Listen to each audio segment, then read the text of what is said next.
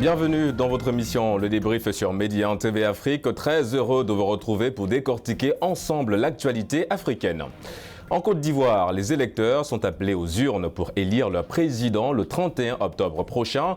Mais ensemble, c'est dirigé vers une élection à haut risque au regard de nombreuses manifestations notées dans le pays depuis le début de la campagne présidentielle.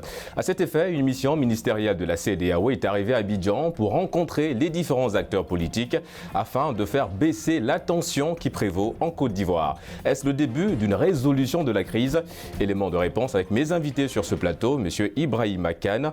Monsieur Kane, bonjour et merci d'avoir répondu à notre invitation. Merci de m'avoir aussi invité. Je rappelle que vous êtes analyste politique. Également sur ce plateau en face de vous, nous avons Monsieur Mamadou Yaya Baldé, journaliste politique et essayiste. Merci également d'avoir répondu à l'invitation du débrief. Je vous salue. Merci. Alors, je le disais dans mon introduction, nous allons tout de suite démarrer avec la problématique liée à la Côte d'Ivoire, à cette mission de la CEDEAO. Pour commencer, quelle analyse faites-vous de cette mission préventive de la CEDEAO en Côte d'Ivoire? Elle était nécessaire, mais à mon avis, c'était un échec. Un échec dans la mesure où la ministre des Affaires étrangères du Ghana qui dirigeait la délégation n'est pas parvenue à ramener certains des protagonistes dans le jeu politique. Vous savez qu'en Côte d'Ivoire, les deux plus grands adversaires du président Ouattara ont refusé de participer à l'élection. Et à un lieu et place, ils ont décidé d'organiser ce qu'ils appellent désobéissance civile. Ils sont dans cette dynamique, ils n'ont pas changé d'idée. Et donc on s'achemine, et déjà les faits le montrent tous les jours, on s'achemine peut-être même vers une situation où il n'y aura pas d'élection. Parce que ce qu'ils appellent la désobéissance civile, c'est interdire aux gens de retirer leur carte d'électeur, c'est casser les lieux où l'élection va avoir lieu, c'est donc mettre le président dans une situation où il ne pourrait pas être élu, car rappelez-vous, le sujet de fond, c'est le troisième mandat du président de la République. Et vous partagez évidemment l'avis de Kane quand il parle de cet échec de la mission de la CEDEAO en Côte d'Ivoire? Évidemment, je pense que cet échec a été consommé. Il suffit d'écouter les discours des acteurs. Ils pensent réellement que cette mission, vous l'avez qualifiée de préventive. Mais est-ce qu'elle était vraiment préventive? Parce que la situation, on savait bien avant cette mission que c'était le pourrissement de la situation. Donc ils auraient pu anticiper bien avant. Mais c'était quand même la deuxième visite de cette mission. Ils étaient déjà venus, ils sont revenus en Côte d'Ivoire, justement. Évidemment. Mais bien avant même la validation de la candidature de M. Ouattara, moi je pense qu'on aurait pu faire quelque chose, mais ils ont attendu jusqu'à ce que cette candidature soit validée, qu'ils choisissent plus ou moins ces candidats, que d'autres de l'opposition soient invalidés. Vous avez suivi la candidature de M. Guillaume Soro, donc, qui n'a pas été validée. Et tout cela, parce que vous savez, c'est vrai qu'il y a, avec M. Gbagbo, qui est dans des problèmes, et on aura l'occasion de revenir. Mais la mission, je pense qu'elle a échoué aujourd'hui. C'est le constat, c'est ça l'évidence.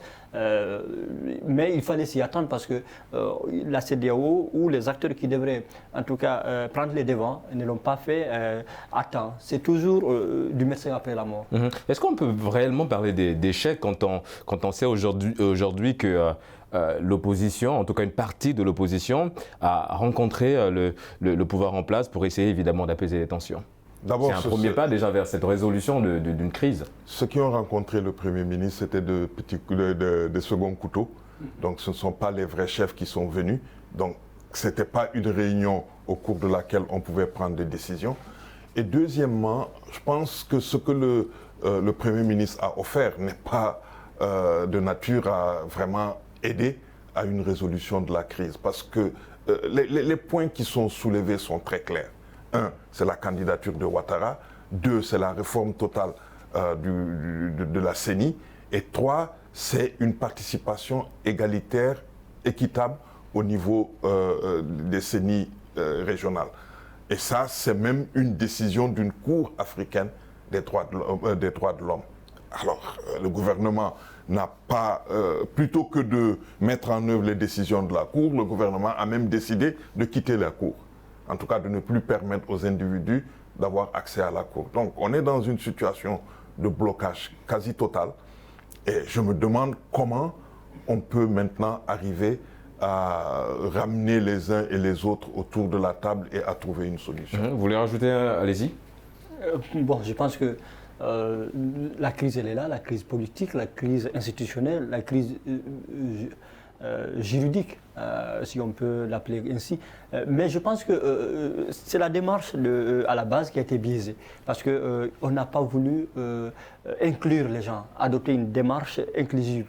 Je pense qu'aujourd'hui, c'est cette candidature, comme l'a rappelé M. Khan, qui a été à la base de tout ça. C'est elle qui a été à la source de toute cette incompréhension aujourd'hui. Je pense que si cette candidature-là s'est avérée clivante à tel point de faire basculer le pays, je pense que la sagesse aurait commandé vraiment à la retirer.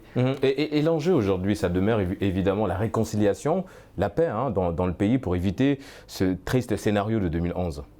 Malheureusement, tout porte à croire qu'on va retomber dans les affres d'une crise qui, cette fois-ci, sera plus compliquée à résoudre. Parce qu'avant, c'était clair et net, on pensait qu'il y avait un conflit ethnique, c'était le Nord contre le Sud, et que le Sud refusait au Nord la reconnaissance de son chef.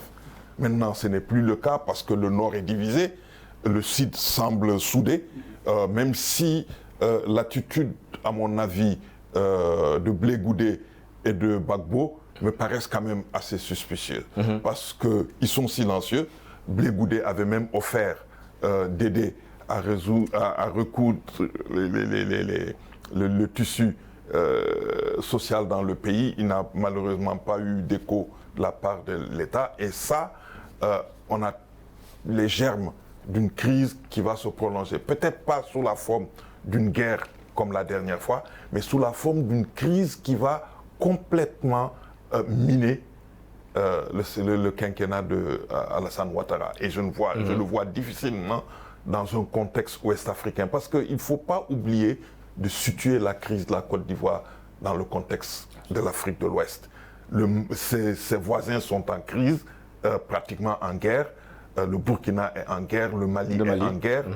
La Guinée d'à côté, on ne sait pas dans quelle direction le pays va aller. Et donc, ça peut être vraiment une source d'inquiétude au niveau de la région. Et c'est pour cela, je pense que la CEDEAO a vraiment intérêt à faire de sorte que ce problème-là trouve une solution rapide. Parlons justement de cette opposition conduite par Henri Konan Bédié et Pascal Afin-N'Guessan qui demandent un report total des élections. Est-ce encore aujourd'hui possible à quelques mois, quelques jours des élections? Écoutez, au nom de la paix, au nom de la stabilité, au nom de l'unité nationale, moi je pense qu'il est possible de reporter une élection programmée à quelques jours. C'est bien possible. Je pense, comme je l'ai dit tout à l'heure, c'est la voie de la sagesse. C'est la sagesse qui commande à ce qu'il y ait report. Parce que si on y va comme ça, sans avoir réglé quelques préalables, et nous voyons la tournure que les choses sont en train de prendre, mais c'est inquiétant. Ça veut dire que nous allons tout droit au chaos, tout droit au mur. Donc je pense qu'on peut reculer pour mieux sauter. Donc pour moi, c'est vraiment possible. Et ce délai-là va servir à ça, à reculer pour mieux sauter? Évidemment, mais il faut, comme l'a dit M. Khan, il faut qu'il y ait un répondant. Le répondant, c'est le pouvoir. Le pouvoir aujourd'hui dans une stratégie qui ne veut pas reculer, qui ne veut pas entendre toute autre voix qui appelle dans ce sens-là. Donc il y a deux camps aujourd'hui qui semblent être irréconciliables. Donc c'est extrêmement triste et c'est là que le rôle de la CEDEAO devient crucial en fait. Crucial. C'est de ramener les deux camps au dialogue. Exactement. Évidemment, on se retrouve dans un double discours de cette opposition ivoirienne. Quand de l'autre côté on appelle à la désobéissance civile et de l'autre côté l'opposition appelle également à des élections apaisées. Quelle analyse faites-vous de ce double discours? Oui, je pense que parallèlement, il y a des négociations qui se font en coulisses, sûrement. Et tant que ces négociations-là n'aboutiront pas, l'opposition continuera toujours à jouer la désobéissance civile. Alors, qu'est-ce que l'opposition demande en coulisses? Ça, on n'est pas dans le secret des dieux, donc on ne sait pas ce qui se passe. Mais on a le sentiment que l'opposition demande quelque chose de très important, mais que la crainte qu'il y a au niveau de l'actuel gouvernement, c'est que s'il cède, l'opposition peut avoir des raisons d'espérer gagner au bout du compte. Donc ici, toute la tension autour du report ou non de l'élection, c'est cela. Parce que si le gouvernement cède, en Guinée-Conakry, le gouvernement a cédé.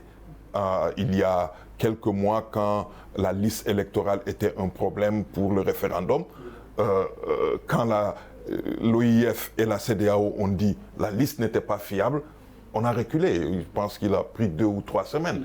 Bon, dans ce cas-là, il n'y avait pas d'enjeu terrible. Mais ici, l'enjeu, c'est le fait pour le gouvernement actuel de céder. Et s'il cède, les gens vont dire on a la capacité de le faire encore. Mais quel calcul Henri Konan Bédié, par exemple, est-il en train de faire quand il appelle au boycott du scrutin, mais qu'il maintient sa candidature? Mais je pense qu'il le fait pour la raison suivante. Maintenir sa candidature, c'est de ne jamais exclure la possibilité de participer si on arrive à régler le problème. Alors que le boycott actif, c'est comme ça que je l'appelle, est aussi une manière de mettre la pression sur le pouvoir. Parce que actuellement, on n'arrive plus à faire distribuer les cartes électorales.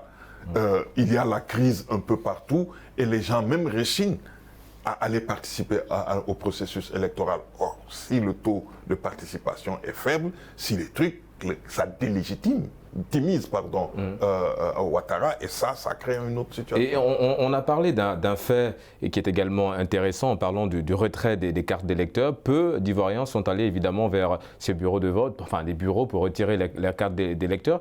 Quelle devrait être la posture justement de la population ivoirienne à quelques jours de cette échéance électorale? Bon, la posture de la population, ça devrait être une posture citoyenne. C'était d'aller auprès des centres de vote, retirer, mais c'est lorsque la CEI, la Commission électorale indépendante, a pu quand même délivrer les cartes selon la loi électorale. En Guinée, par exemple, il y avait eu ce problème-là. On devait afficher les listes électorales à temps, mais on ne l'avait pas fait. C'est pourquoi il y a eu d'autres irrégularités et des anomalies lors du jour du vote. Alors, en Côte d'Ivoire, je ne sais pas où est-ce qu'ils en sont par rapport au niveau de la délivrance des cartes d'électeurs et de la prédisposition des citoyens à aller les retirer. Mais si, parallèlement, l'opposition parle d'un boycott actif et que de l'autre côté, on demande à aller, donc je vois que la population est perdue. Donc, justement, c'est là aussi l'enjeu, c'est de pouvoir situer la population. Si on se retrouve dans un double discours, exactement, tout est flou aujourd'hui. Et je pense que c'est là aussi l'enjeu de pouvoir rassurer les Ivoiriens et de pouvoir rassurer toute la Côte d'Ivoire, on va le dire. Mais les deux camps sont dans leur rôle. Ceux qui proposent le boycott actif, d'abord, ils sont dans leur droit parce qu'ils ne pensent pas que les commissions électorales locales soient légitimes, parce que leur composition ne reflète pas la réalité. Oui, parce que l'opposition réclame également une réforme constitutionnelle et celle de la commission électorale indépendante. Ça se demandait qui recherche réellement l'opposition. Voilà, et donc l'opposition fait tout pour que personne n'aille vers ces structures-là pour retirer quoi que ce soit. Et donc ils maintiennent la pression et la population a déjà à l'esprit ce qui s'est passé il y a 10 ans. Elle a à l'esprit un pays qui était pratiquement à terre. Et donc elle ne veut plus vivre ces situations-là. Donc la seule posture qui reste à la population, c'est de se retirer, c'est de rester. J'ai entendu à la télé des gens de l'Ouest dire bon, on n'est pas concerné, notre candidat n'a pas été choisi, nous on reste chez nous, on ne veut participer à rien. Mais ça, c'est pas une bonne chose pour Ouattara, parce que Ouattara, moins les gens vont participer, plus sa légitimité va être posée. Et c'est ce que les autres veulent le pousser à faire. Et que faut-il faire aujourd'hui? Il faut totalement céder aux demandes, aux revendications de l'opposition? Peut-être pas tous les points, mais je pense quand même qu'il y a des points cruciaux par rapport au report, on va voir le timing qu'il faut, mais également à l'arrêt aussi de la violence, parce que nous voyons cette montée de la violence. Non, on enregistre plus d'une dizaine de morts. Hein. Oui, c'est beaucoup. Je pense qu'il faut que l'État soit moins répressif à travers, comment on appelle ces appareils, la police, la gendarmerie. On parle même des milices qui sont déployées. Voilà, des microbes qui sont dans les quartiers, qui sont dans les villes. Je pense qu'il faut arrêter tout cela. Sinon, je pense que la crise, les violences, même l'élection, ce n'est même pas une crise post-électorale, mais il n'y aura même pas d'élection, il y aura le chaos avant même le jour J. Oui, parce qu'on a vu, oui, allez-y. Il y a 2 points qui paraissent aujourd'hui la source du problème.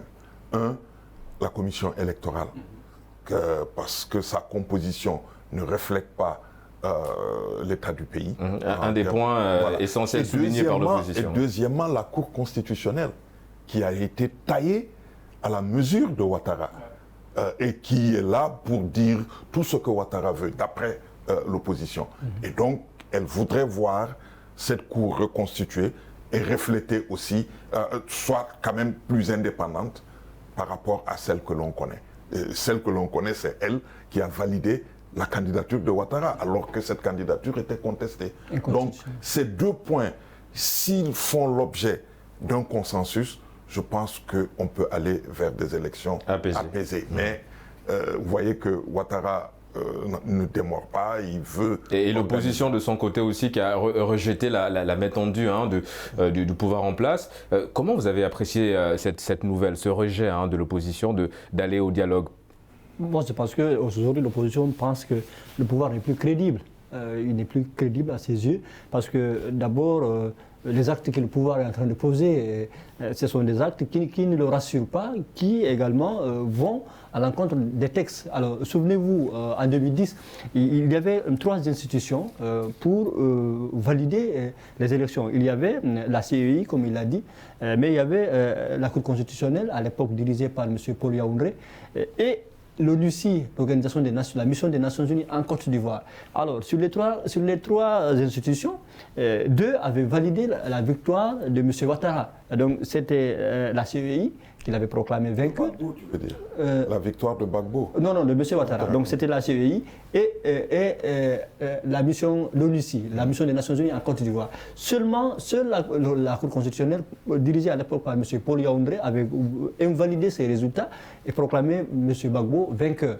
Donc, sur les 2, donc on avait dit, mais écoutez, sur les 3, il y a 2 qui ont reconnu la victoire de M. Ouattara, plus maintenant la communauté internationale, la France, on sait le rôle qu'elle a joué dans tout ça. Mais si aujourd'hui, comme l'a dit M. Khan, et aujourd'hui, l'ONUCI s'est retiré, la mission des Nations Unies s'est retirée, il ne reste que deux institutions, la Cour constitutionnelle et la CEI, la Commission électorale indépendante. Mais si les 2 sont décriés, mais comment on peut s'entendre? Il faut qu'il y ait, comme l'a dit M. Khan, qu'on trouve une solution par rapport à ces 2 institutions. Il faut une refonte totale de ces 2 institutions et les adapter à la réalité politique du pays.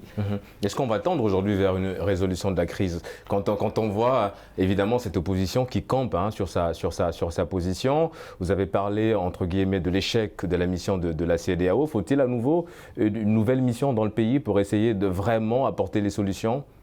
La seule possibilité qui reste à la CEDEAO, c'est envoyer des chefs d'État. Un peu à l'image de ce qui s'est passé au Mali. Alors, apparemment, Ouattara n'est pas pour, d'autant plus qu'il est en campagne électorale, et parce que lui, il veut organiser les élections. Mais ce que la rue est en train de faire risque aussi de le rappeler à de meilleurs sentiments, à faire en sorte qu'il puisse accepter. Vous voyez, ce que l'on vit en Côte d'Ivoire à l'heure actuelle, c'est des événements qu'on a connus dans la sous-région.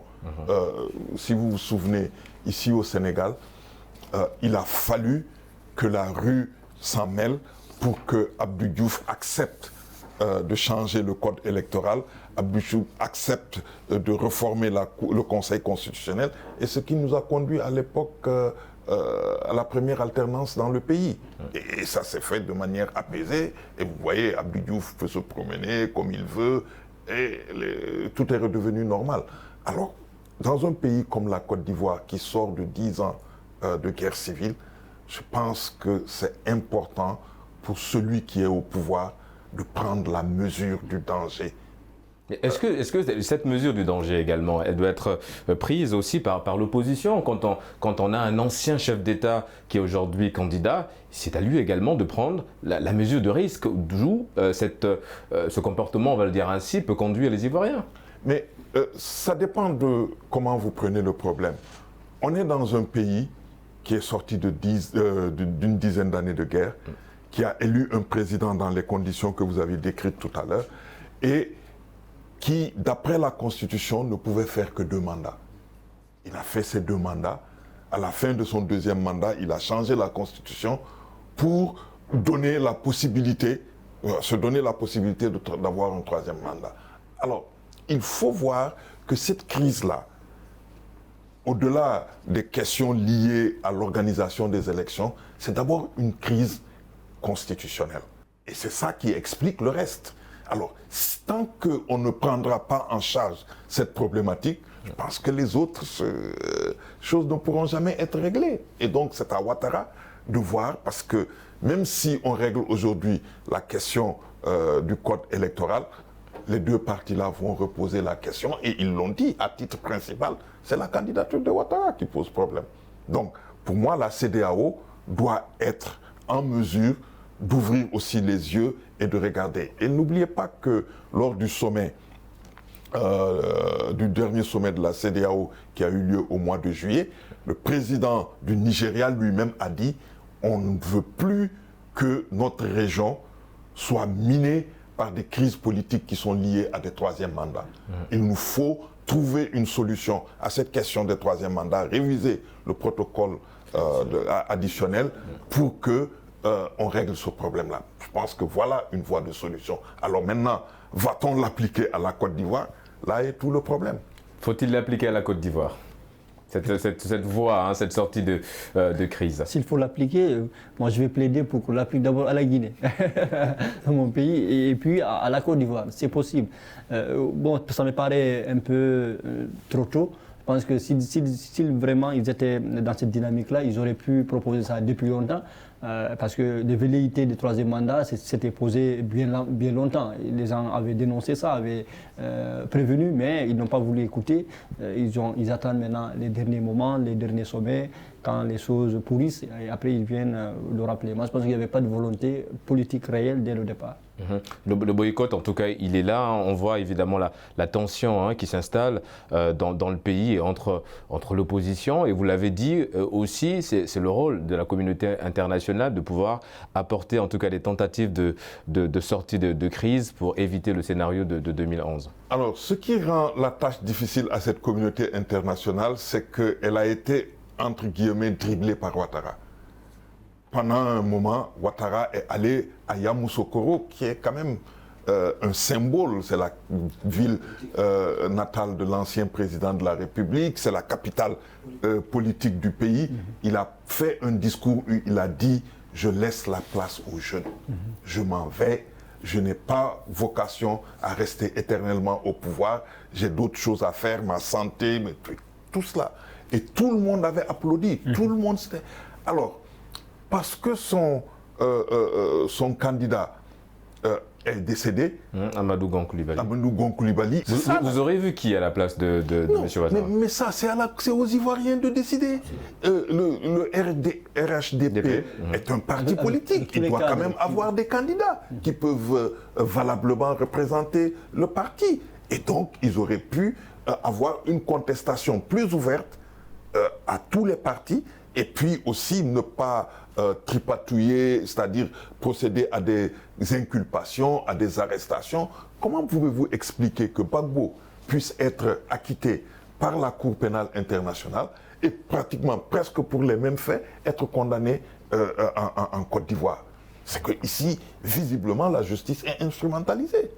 La crise avec Soro est liée, tout le monde sait que depuis 2 ou 3 ans, Soro disait à Ouattara, bon, on s'était entendu, j'allais être président, et donc vous me laissez la place. Il n'a pas voulu, et finalement Soro s'est entêté, La seule chose qu'on trouvait, c'était de le condamner et de lui interdire le passage. Si on voulait arrêter Soro, on n'aurait pas dû demander à l'avion d'être détourné sur le Ghana.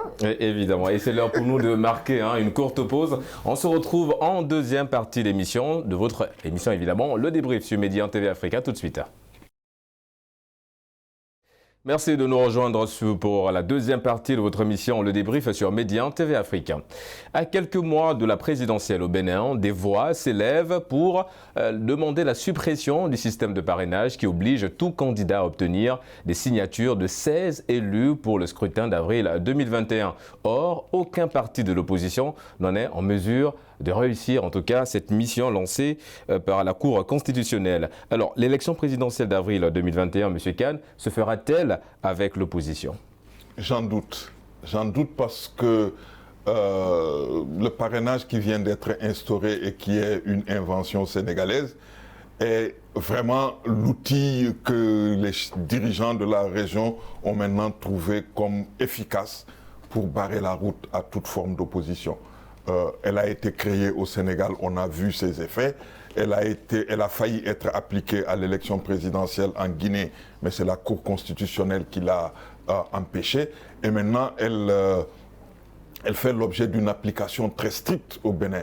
Pourquoi je dis que c'est pratiquement pas possible? Parce que le parrainage veut que tout candidat à la présidentielle puisse être parrainé par des membres du Parlement. Or, le Parlement est monocolore.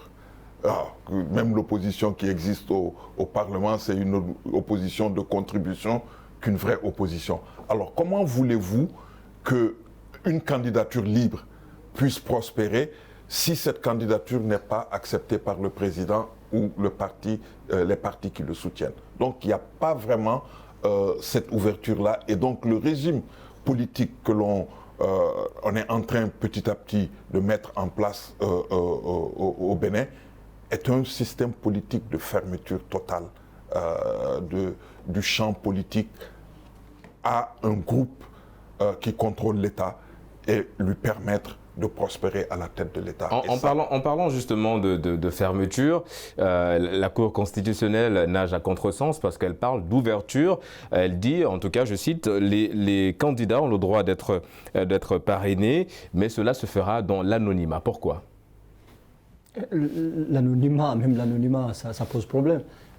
Normalement, pour moi, c'est une ouverture même à des fraudes ou à des pratiques quand même peu catholiques. L'anonymat, il faut pouvoir identifier les acteurs, ceux qui parrainent, ceux qui soutiennent. Mais si on reste dans l'anonymat, je pense qu'il y a quelque chose qui cloche à ce niveau-là. Alors, moi je pense que l'idée du parrainage en tant que tel, ça peut être bien, mais c'est la manière de faire ou bien les intentions, certaines intentions, parce qu'on peut se cacher derrière ce parrainage-là pour vouloir éliminer des opposants, tout ce qui pourrait gêner le régime. Donc, en vérité, est-ce que c'est stratégique pour la loi sur le parrainage pour facilement choisir ses adversaires à la présidentielle? Évidemment, je pense que c'est ça la véritable raison, c'est de pouvoir casser toute dynamique d'opposition, tous les contre-pouvoirs dans le pays.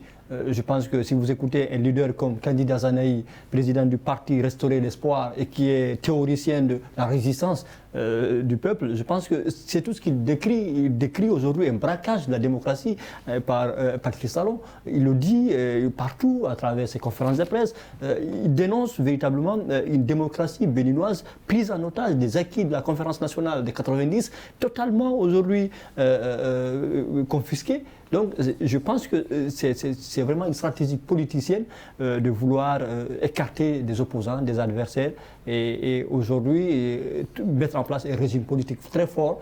Et je pense que c'est très dangereux pour la démocratie. Et que faut-il faire? Supprimer la loi sur les parrainages, quitte à enregistrer une flopée de candidats, 39 au total, hein, les candidats annoncés.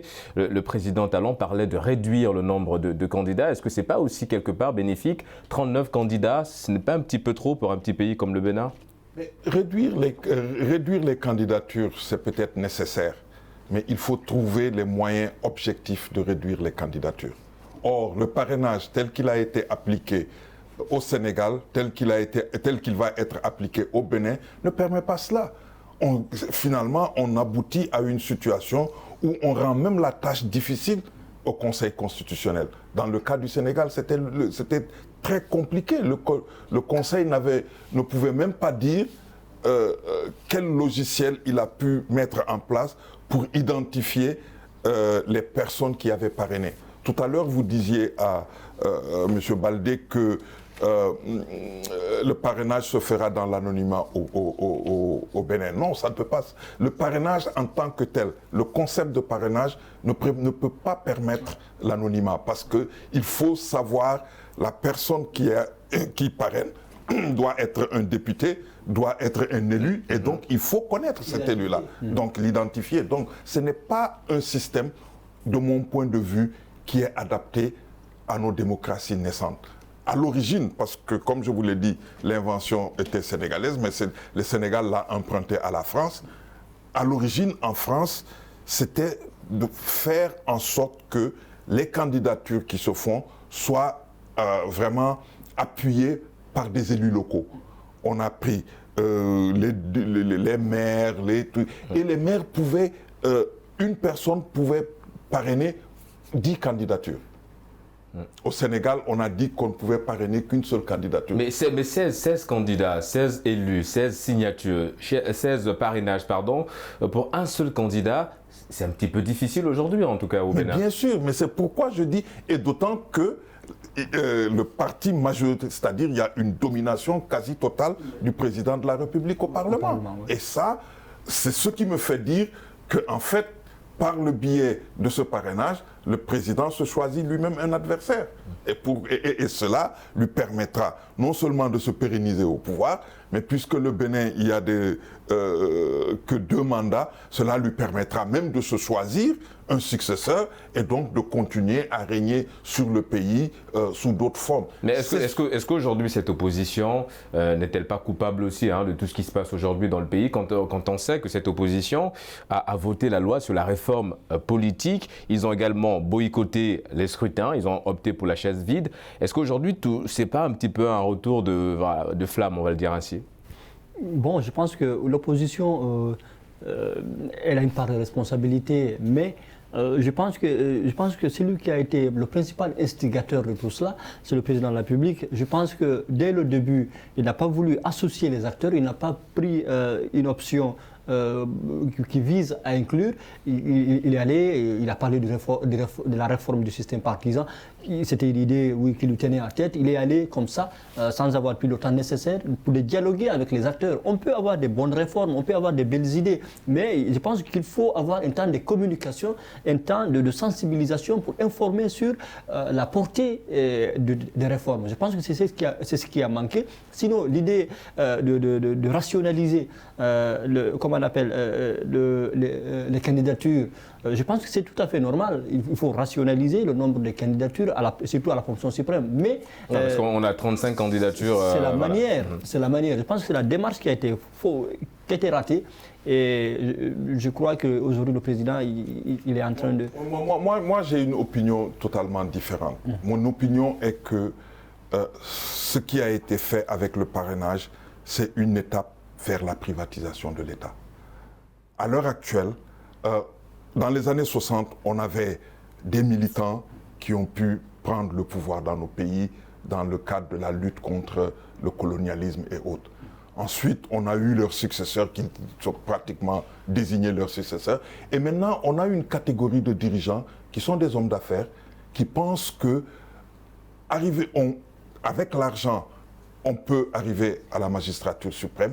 Et une fois qu'on arrive à la magistrature suprême, on peut utiliser sa position, ses pouvoirs, ses connexions pour transformer cette présidence à quelque chose de plus cohérent et à l'avantage des hommes d'affaires. Parce que ce que l'on constate au Bénin à l'heure actuelle, ce n'est pas seulement que le président organise le parrainage, mais c'est que le président est en train de mettre ses pions un peu partout.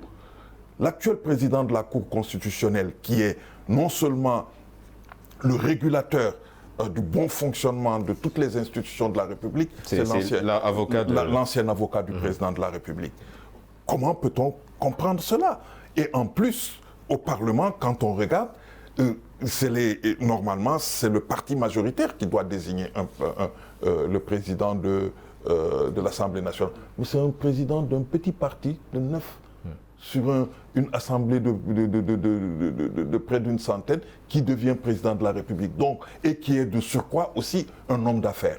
Et donc, on voit que ce sont les hommes d'affaires qui sont en train maintenant de prendre possession de l'appareil d'État. Et ça, pour moi, c'est un vrai danger. L'opposition peut-elle espérer un miracle aujourd'hui? Un miracle, moi je ne crois pas au miracle. Je pense qu'il faut qu'elle se batte. L'idée de la résistance fait son chemin. Je ne sais pas si elle va parvenir à convaincre les Béninois pour inverser la tendance, mais je n'exclus rien. Parce que pour moi, si la population ne se retrouve pas dans cette démarche du pouvoir, s'il y a une opposition qui arrive à lui parler, qui arrive à l'expliquer les dangers, et je pense que, comme je l'ai dit tout à l'heure, je l'ai cité, quelqu'un comme Candidat Zanaï, il fait un bon travail à son niveau d'explication, de sensibilisation, il construit un discours, il parle de la résistance, et comment organiser le peuple pour faire face là, à toutes ces velléités aujourd'hui des dictatures qui planent sur le pays. Donc je pense que le peuple aussi, s'il arrive à comprendre ce discours-là, oui, on peut inverser la tendance parce qu'il prenait un pays comme le Mali. Tout récemment, on ne pouvait pas imaginer qu'un mouvement comme le M5 allait surgir. D'ailleurs, on l'a qualifié de plaisantin à l'époque, mais on a vu comment ils ont réussi à faire partir Ibeka, qui lui restait 3 ans dans son mandat légal. Donc, je n'exclus pas, en tout cas, une telle possibilité au Bénin. Je pense que tout est possible. On a parlé du nombre de candidats. Car évidemment, on a parlé de 35 candidatures. Est-ce que le nombre de candidats aujourd'hui, ça règle l'enjeu de la transparence? Non, c'est-à-dire, la question c'est, est-ce possible d'avoir un filtre? D'abord, pour moi, le premier filtre doit être la Constitution. La Constitution peut exiger un âge plancher et peut aussi exiger un certain nombre de critères pour qu'on ait une limitation de candidature. Ça, c'est le premier niveau. Le deuxième niveau, on aurait même pu penser que si on demandait le parrainage, dire par exemple que la personne puisse être parrainée dans chaque région du pays par un certain nombre d'électeurs. Ça aurait été un critère objectif. Et si il a le nombre d'électeurs demandés, ça veut dire que dans le pays, les gens lui font confiance. Est-ce que ce n'est pas aujourd'hui un petit peu compliqué pour cette opposition? On le rappelle, qui a boycotté évidemment les législatives. Aujourd'hui, la solution, c'est d'aller vers ses élus. Mais comment aller vers ses élus si on n'était pas déjà d'accord pour les législatives? Mais vous voyez, je déplacerai le problème autrement. Dans tout système politique, on doit être inclusif. On doit faire en sorte que les institutions que l'État s'est données soient les lieux où on délibère de toutes ces questions. Mais quand délibérément, en tant que président de la République, on met en place des systèmes qui excluent une bonne partie de cette classe politique-là de ces lieux où on délibère des problèmes du pays, la rue devient le lieu où on règle les problèmes. Et quand la rue devient un lieu où on règle des problèmes, ça peut échapper au pouvoir. Et c'est ça qu'on doit éviter. Parce que ce que vous avez dit tout à l'heure est vrai. Mais à l'origine, c'était la volonté du président de faire en sorte qu'il n'y ait pas de députés de l'opposition au Parlement parce qu'il voulait changer la Constitution et il voulait avoir une majorité sous sa botte pour changer cette Constitution. Il a réussi, mais maintenant, il se trouve face à une chambre introuvable, face à une situation qui devient plus compliquée et qui va lui être fatale à terme parce qu'il va se retrouver en face de personnes qui vont lui présenter la rue comme le lieu de règlement de leurs différends. Et ça, ce n'est pas... Évidemment, un scénario à éviter. Exactement. Et le drame, c'est que ceci se passe dans un pays qui était devenu le symbole de la transformation démocratique du continent. Imaginez qu'avant l'arrivée de Talon, le Bénin avait une constitution trentenaire pour laquelle aucun président n'a pu changer une virgule. C'est vous dire à l'époque la solidité du système. Et c'est un système qui permettait aux gens d'être élus, que les élections étaient bien organisées. Et pourquoi changer quelque chose qui marche? Et c'est vraiment là toute la question aujourd'hui. Pourquoi changer quelque chose qui marche? La question aussi, on va la poser du côté de l'opposition. Elle était bien construite, cette opposition-là, en tout cas pour faire front au pouvoir en place. Tout à l'heure, j'ai parlé évidemment de ce boycott de l'opposition en ce qui concerne les législatives. Est-ce que quelque part, ce boycott ne va pas coûter cher en avril prochain à l'opposition, réduire ses chances?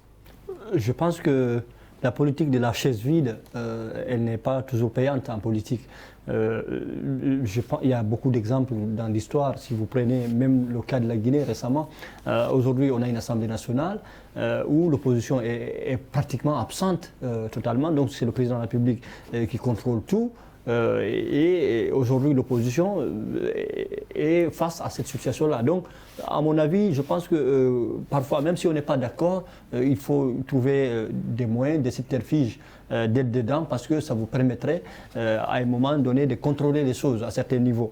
Mais si vous boycottez totalement, vous êtes absent, vous êtes totalement en dehors des lieux où les choses se décident, naturellement, ça peut vous être préjudiciable. Donc je pense qu'aujourd'hui, ce boycott-là est en train de rattraper aujourd'hui la classe politique, particulièrement de l'opposition. Oui, et maintenant, c'est à elle de trouver d'autres mécanismes, d'autres voies par lesquelles se réapproprier de la machine politique et de la machine institutionnelle, parce qu'il faut qu'il soit dans les institutions. Est-ce que ce boycott a déjà un petit peu scellé le sort de, on va dire, l'élection présidentielle d'avril 2021? Totalement. Et je ne vois pas comment l'opposition pourrait participer à ces élections. Mais sa participation, elle trouvera toujours les moyens de participer autrement à l'élection. Elle peut se mettre dans une situation où elle appelle au boycott. Mais de quelle opposition parle-t-on réellement? Non, mais moi je parle de l'opposition des autres partis qui existaient, parce que Talon lui-même est issu d'un parti politique qu'il a lui-même abandonné. On a d'anciens, Nisophore Soglo avait un parti, donc il y avait des partis traditionnels au Bénin. Le Bénin est un pays, c'est le quartier latin africain, donc c'était un pays où les gens agitaient les idées, où il y avait un parti communiste qui était très fort. Il y avait donc tout cela va se retrouver contre le gouvernement. Vous savez, quelqu'un disait que vous pouvez tout faire avec une épée, sauf vous asseoir dessus. Et c'est la situation dans laquelle va se trouver Talon. Il va penser avoir tout contrôlé, mais il ne va pas pouvoir continuellement s'asseoir sur un système pareil. Ce système est incapable de lui assurer une gouvernance pérenne. En gros, s'il fallait aller dans votre sens, la loi sur le parrainage, elle n'était pas nécessaire. N'était pas nécessaire, mais ils l'ont fait exprès. Parce que maintenant, ils veulent exclure. Maintenant, ils veulent contrôler l'appareil d'État. Maintenant, l'appareil d'État, c'est quelque chose qu'on s'approprie et qu'on l'utilise à d'autres fins. Et c'est ça qui est le drame. Et ce que vous voyez au Bénin, avec quelques changements, c'est ce qu'il y a en Côte d'Ivoire. Le président devait partir. Il ne veut pas partir, il reste, il change la constitution, il change, il met, il nomme des gens au Conseil constitutionnel qui lui doivent tout. Il crée une commission nationale électorale qui va de toute façon faire tout ce qu'il veut. Et c'est comme ça que les gens s'approprient l'État. Je peux te donner d'autres exemples. Le Mali, tout ce qui s'est passé au Mali, c'est le résultat de tout cela. Donc, on est dans une situation régionale où il y a vraiment une crise du constitutionnalisme. Et ça, je pense que...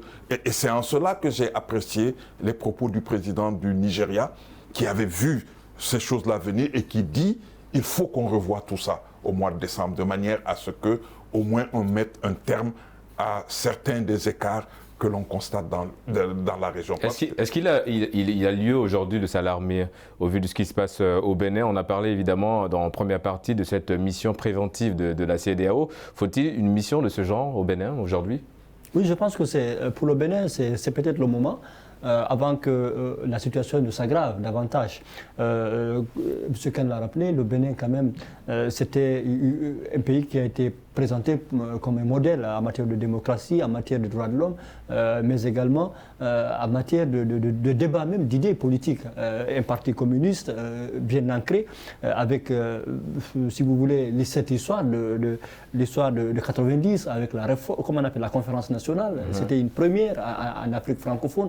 Il n'avait même pas attendu François Mitterrand à la Baule, son discours de la Baule, pour demander une ouverture démocratique des pays africains francophones.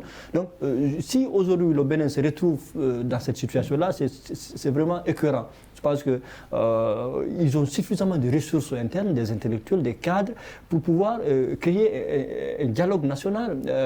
Ils ont des ressorts historiques, ils ont un substrat culturel et politique sur lequel ils peuvent vraiment trouver des forces pour pouvoir s'entendre, se retrouver autour de la table pour discuter de ces questions-là. Parce que l'opposition, en tout cas, elle se dit prête à aller échanger avec le pouvoir en place. En tout cas, elle n'hésite pas à aller vers le pouvoir en place pour essayer de dialoguer, pour trouver un consensus. L'opposition l'a toujours fait. Regardez comment des anciens chefs d'État ont été traités par le gouvernement actuel.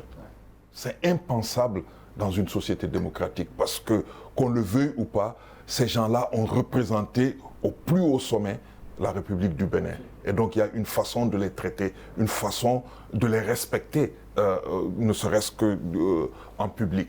Le président a foulé aux pieds tous ces principes-là. Et il pense que lui, tout ce qu'il veut doit se faire dans la réalité. Alors qu'on est dans une société démocratique. Une société démocratique, par essence, c'est une société où les idées se discutent. Ce n'est pas parce que vous occupez un poste de président que tout ce que vous faites doit être accepté. Vous avez vu dans beaucoup de pays occidentaux, même de pays africains démocratiques, où la volonté du président les gens passent outre la volonté du président de la République. Mais dans le cas présent, ce n'est pas le cas. Et donc, c'est pourquoi le fait que l'opposition se soit, en tout cas, ait accepté d'aller vers des discussions, pour moi, ça les grandit. Ça montre que malgré toutes les difficultés que le pays rencontre, il y a encore une volonté de vouloir reconstruire la démocratie au Bénin et de faire en sorte que le Bénin ne tombe pas bas. Alors certains observateurs évidemment parlent aujourd'hui, vu la situation qui se passe au Bénin, de recul démocratique. Est-ce que c'est le cas aujourd'hui? Quelle analyse vous faites de ces propos-là? Je pense que ce sont des propos qui se vérifient sur le terrain. Et quand vous voyez le champ politique aujourd'hui, il est ciselé de la façon à ce qu'on puisse, comme on l'a dit et répété ici, c'est qu'on choisisse ceux qui doivent s'opposer à nous. Il y a quand même certaines valeurs qui sont remises en cause aujourd'hui, des acquis, des acquis démocratiques issus de la conférence nationale, issus également de l'histoire politique du Bénin contemporain. Il y a, sur le domaine de la presse également, des intimidations. Je ne sais pas combien de journalistes sont en prison, s'il y en a au Bénin, mais il y a quand même des journaux, des journalistes à qui on a intimidé à plusieurs reprises. Donc ce sont des éléments, des indicateurs à travers lesquels on peut se rendre compte aujourd'hui, sans parler également de ces risques flagrants de patrimonialisation du pouvoir, de privatisation du pouvoir, avec cette arrivée d'hommes d'affaires, des gens qui ne sont souciés que par cette logique de financiarisation extraordinaire, comment s'enrichir, comment se servir des appareils de l'État pour s'enrichir et asseoir un pouvoir fort. Donc, et ça, comme l'a souligné M. Khan, je pense que c'est une menace très grave pour la démocratie du Bénin, pour les acquis démocratiques. Parce que c'est le peuple qui est exclu, on essaie de faire en sorte que le peuple soit désapproprié de tout contrôle politique du système. Donc c'est extrêmement grave à mon avis et ça se vérifie sur le terrain. Et la solution aujourd'hui, c'est évidemment d'aller vers des concertations pour trouver un consensus, pour éviter évidemment un scénario qui ne donnera pas envie de regarder à l'image. Tout à fait. Je pense que ce qui est nécessaire, c'est qu'on doit tout mettre en œuvre pour garder nos sociétés démocratiques. Pour faire en sorte que les systèmes qu'on a soient des systèmes c'est des systèmes perfectibles. Qu'on travaille dans ce sens-là, qu'on arrive à faire en sorte que la jeune population qui existe dans tout le pays, vous savez, l'Afrique de manière générale, mais l'Afrique de l'Ouest en particulier, a une population extrêmement jeune. 70% de la population de cette région a moins de 35 ans. Il faut que cette population-là ait les dirigeants qui sont capables de régler leurs problèmes. C'est-à-dire des dirigeants qui les comprennent, des dirigeants qui comprennent les enjeux et des dirigeants qui travaillent pour que l'on trouve des solutions à leurs problèmes. Ça, c'est incompatible avec un tripatouillage de l'appareil d'État, avec une patrimonialisation ou une privatisation de l'État. Ce n'est pas possible. Par exemple, la crise qu'on a vécue à l'heure actuelle, qu'on vit à l'heure actuelle, la crise du Covid montre que nos États sont même pratiquement incapables de gérer des questions de pandémie, encore moins des questions de développement qui sont encore plus complexes. Donc, il y a lieu de tout mettre en œuvre pour que la démocratie revienne dans nos sociétés. Bon, elle l'était déjà d'une certaine façon, de manière à ce qu'on permette une bonne expression de la volonté de la population. C'est-à-dire, tant que nos élections seront des élections volées, on ne pourra jamais avoir les dirigeants qu'on mérite. Et ça, c'est un problème. Et justement, on va se quitter sur cette question. M. Kane l'a souligné tout à l'heure. Aujourd'hui, la solution, c'est d'aller vers, en tout cas, une manière inclusive, d'apporter tout le monde, les acteurs de la société civile ou d'autres, pour évidemment aller vers un chemin, on va dire, de réussite en ce qui concerne le Bénin. Oui, mais pas que le Bénin. Je pense que la démocratie, ça a toujours été le débat, ça a toujours été le dialogue, ça a toujours été, comment on appelle, la discussion. Comme on dit, la démocratie va avec le bruit. Et les dictatures sont silencieuses. Donc je pense que c'est tout à fait normal, lorsqu'il y a des problèmes, que les gens s'asseyent et qu'ils puissent s'écouter et aller à la table de négociation et, à mon avis, poser les problèmes. Il y a eu suffisamment de l'expérience dans le passé, mais je pense que quand même c'est une honte, 60 ans après nos indépendances, que des questions électorales ne puissent pas être réglées aujourd'hui. À mon avis, on devait dépasser ces questions électorales-là pour parler des questions de développement, des politiques publiques, pour parler des questions de sécurité, des États. La première vocation d'un État, c'est assurer la sécurité. Mais si on est incapable, jusqu'à présent, 60 ans après nos indépendances, d'assurer sécurité, protection aux citoyens, d'impulser des politiques publiques, capables de nous faire progresser, moi je pense qu'on doit se poser des questions. Évidemment, on doit se poser les questions. Monsieur, nous sommes malheureusement arrivés au terme de cette émission. Merci à vous. Monsieur, je le rappelle, Mamadou Baldé, vous êtes journaliste politique, essayiste. Merci d'avoir répondu à l'invitation du débrief. Merci. Et en face de vous, monsieur Ibrahima Kane, vous êtes analyste politique. Monsieur Kane, merci également d'être des nôtres aujourd'hui. Merci pour l'invitation. Et c'est la fin de votre émission Le Débrief. On se donne évidemment rendez-vous la semaine prochaine pour un autre numéro sur Médian TV Afrique. Et d'ici là, bonne suite des programmes sur nos antennes.